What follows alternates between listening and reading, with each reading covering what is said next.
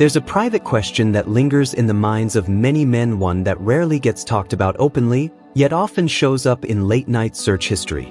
It's a concern tied deeply to long-term prostate wellness. What really happens to your body if you engage in daily self-stimulation? Some corners of the internet are filled with frightening claims saying it causes swelling, tissue damage, hormonal imbalances, or even increases your risk of serious diseases. These warnings can be overwhelming and often leave men feeling anxious, confused, and even guilty about something that's actually a normal biological function. But what if I told you that many of these claims are not just exaggerated, they're completely wrong? Groundbreaking research from Harvard Medical School has challenged decades of fear-based advice. In fact, the truth might be the opposite of what you've been led to believe. What these scientists found could change the way you think about your body and possibly help you protect your health as you age. And no, this isn't some internet myth or clickbait headline. This is peer-reviewed science based on one of the largest long-term studies ever conducted on this topic. Before we dive into the actual findings, it's important to understand what's really happening inside your system, why this small, often overlooked gland plays such a powerful role in male health, and how everyday habits can influence its long-term function. Just to be clear, this video is focused entirely on health education. There's no inappropriate or adult content, just science, facts, and practical insights to help you take better care of yourself. Understanding your prostate. The prostate is roughly walnut-sized and located beneath the bladder, wrapped around the tube that helps release urine. The American Urological Association explains that this small but essential gland produces the fluid that supports and protects male cells. Here's what most aren't aware of: as the years go by, the prostate becomes more vulnerable to three major issues. The first is benign prostatic hyperplasia, or BPH, which affects over 50% of men in their 60s and nearly 90% in their 70s and beyond, according to the National Institute on Aging. It leads to an enlarged prostate and those annoying bathroom trips during the night. What's even more worrying is that prostate cancer is the second most common cancer among American men. The American Cancer Society states that roughly 1 in 8 men will face this diagnosis in their lifetime. This naturally creates anxiety, fueling myths and confusion around habits that might influence prostate wellness. For years, self-stimulation has been blamed with claims that it causes prostate swelling, greater risk of infection, or even contributes to serious illness. These fears have left many men stressed over something that's completely natural. So how can something so simple make such a big difference in your prostate's long-term health? Scientists have introduced several compelling explanations based on both cellular and body system research. Experts at Harvard T.H. Chan School of Public Health released findings that stirred significant discussion in the medical field. Dr. Jennifer Ryder and her team observed 31,925 men starting in 1992, monitoring their health over an 18-year period. This wasn't a small-scale poll. It was among the largest, most detailed studies on this subject ever conducted. What they found challenged years of worry and misinformation. Men who released 21 or more times a month had a 20% lower chance of developing prostate concerns compared to those who did so only 4 to 7 times monthly. That's worth repeating. Higher frequency was linked to lower, not higher risk. And the Harvard data wasn't alone. Dr. Graham Giles from Cancer Council Victoria in Australia ran a similar project with over 2,000 men, reaching nearly the same conclusion. Men with higher monthly activity had a 36% drop in prostate risk before age 70. The Mayo Clinic also weighed in, suggesting that the benefits come from multiple reasons. First, consistent release helps clean out the prostate channels of harmful materials. Second, it supports healthier cell renewal by replacing old or weak cells with new ones. Third, the stress relief linked to intimacy may help lower body-wide inflammation. The science behind aging well and avoiding illness is truly fascinating. But I understand that many of you are facing frustrating symptoms right now. That's why I want to offer something valuable, a natural strategy to support aging.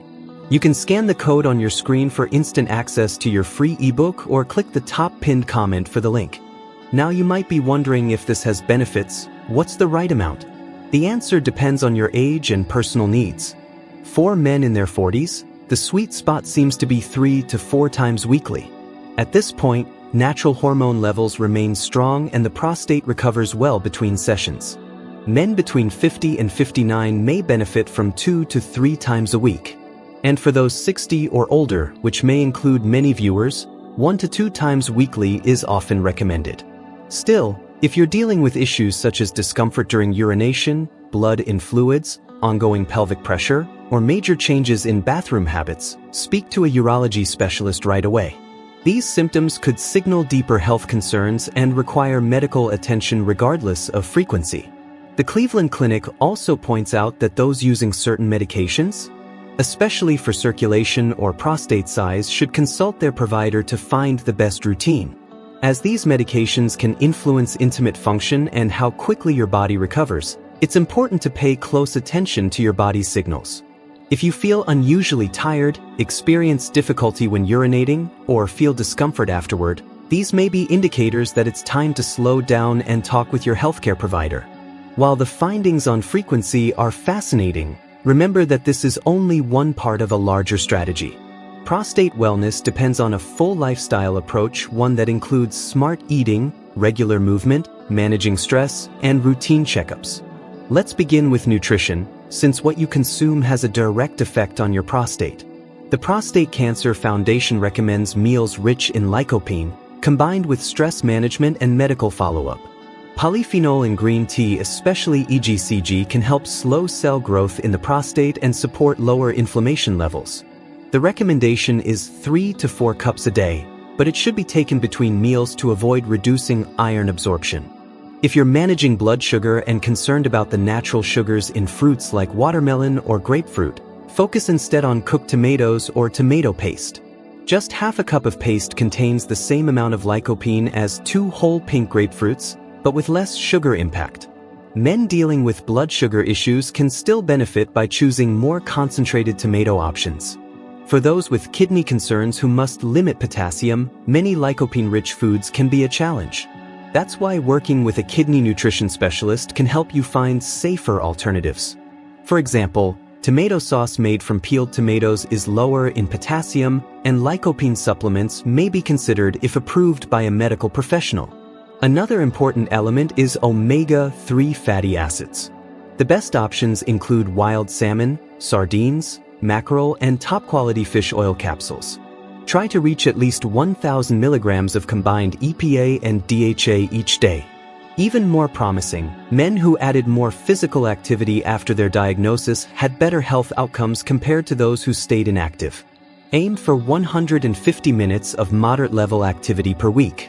This doesn't mean running marathons. Brisk walking, swimming, cycling, or even intense yard work can bring real benefits. Managing body weight is also vital. According to the American Cancer Society, men with obesity face a higher chance of developing more serious forms of prostate illness. And don't overlook sleep. Rest plays a bigger role in prostate wellness than most people realize. Try to get 7 to 8 hours of high-quality rest each night. If you're waking often to use the bathroom, discuss this with your healthcare provider, as it could point to BPH or other manageable conditions. Before we finish, there are a few vital alerts every man over 60 should hear. While the findings about frequency are promising, this is by no means a cure-all or a replacement for real medical care. If you have any of the following symptoms, it's critical to visit a urologist right away, no matter your habits. These include trouble starting urination, weak flow, frequent urges, especially overnight blood in urine or fluids, ongoing pelvic or lower back discomfort, or pain during release. Your family history also plays a major role. If your father or brother has faced prostate issues, your chances are twice as high, says the American Cancer Society. Men of African heritage also face elevated risk and should consider early screening. High-risk individuals are advised to start PSA blood tests at age 40 instead of 50. Though not flawless, PSA remains one of the most effective tools for early detection. The key is partnering with a skilled urologist who can interpret results alongside your age, symptoms, and health background.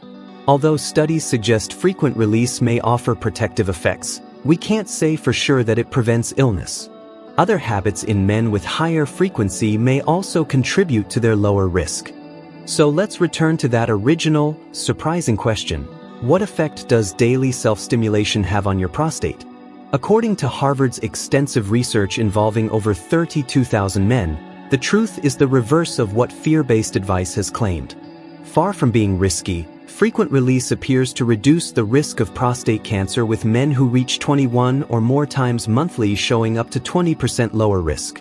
The likely reasons include clearing harmful buildup, encouraging healthy cell replacement, and reducing long-term inflammation. Harvard's findings are powerful, but your ideal frequency depends on your unique situation, your energy, relationships, lifestyle, and well-being. The focus should always be full-body wellness, not trying to meet some medical number. Above all, this information should never replace regular screenings. Partner with a licensed specialist for testing, especially if you have higher risk or noticeable symptoms. A healthy life plan, balanced release habits, movement, nutrition, and consistent checkups gives you the best chance to protect your prostate through your later years. Don't forget to subscribe, and I'd love to hear from you in the comments. What other common men's health beliefs would you like me to research using real science? Are you dealing with prostate changes that worry you? Share your stories below. I read every message and reply to as many as I can. Remember, staying informed gives you strength, especially when it comes to your body. Stay sharp, stay committed, and I'll see you in the next one.